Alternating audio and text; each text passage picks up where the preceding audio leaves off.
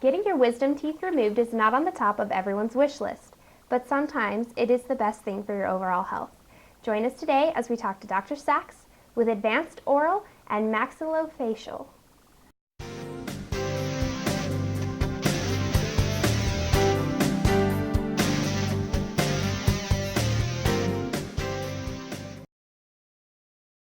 So welcome to Medical Minute. I appreciate your time. Thanks for having me. Yeah, so wisdom teeth, everybody has them.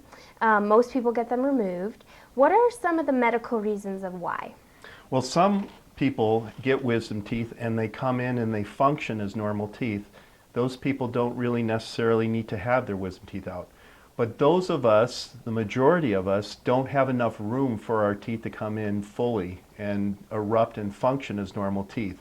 Those are the people that require their wisdom teeth removed because as they develop, they may become impacted.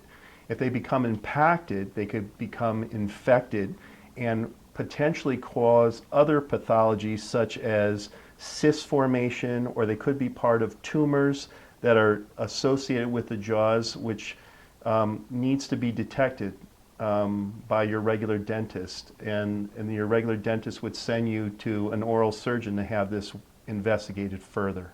So it's not necessarily so much just for your teeth, but it also can affect your medical health as well. Right. There's several syndromes that are associated with impacted teeth that have tumors, and it could be the first line at a young age to detect that on a Panorex 8 radiograph, which we could take here in the office. Okay.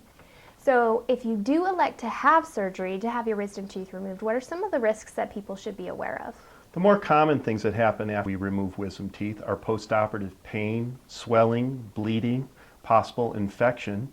But as long as you follow the instructions, take the antibiotics that are prescribed, the pain medications if you need them, you should do fine.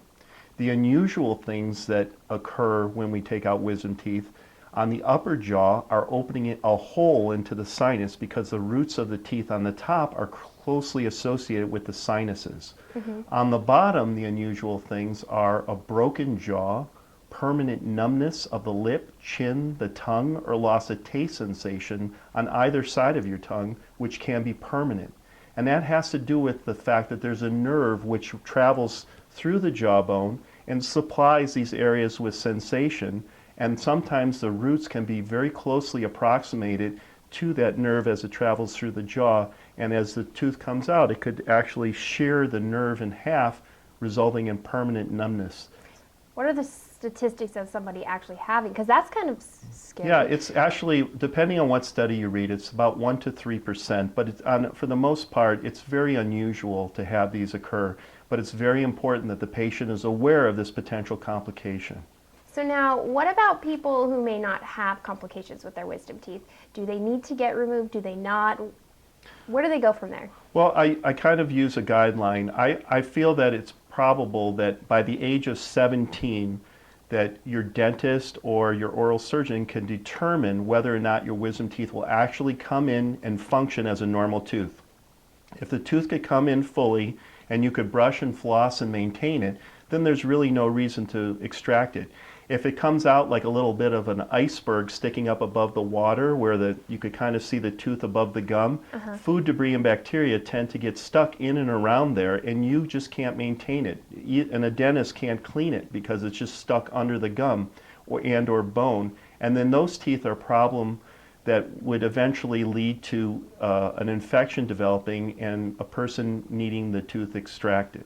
So who is the youngest person that you've taken wisdom teeth out, and who's the oldest? Well, about age 12, the wisdom tooth is developing, and sometimes children that have impairment of their 12-year molars erupting, we actually have to remove the wisdom tooth because it's in the way of the normal eruption.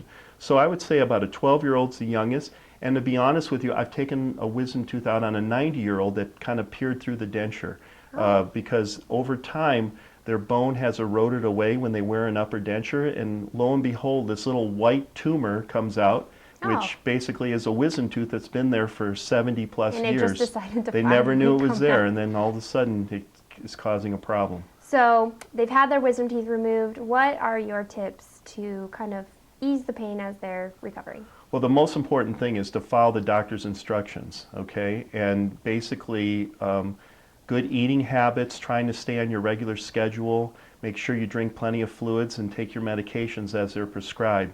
Keeping ice on it and taking like non-steroidals like Advil actually help keep the swelling down.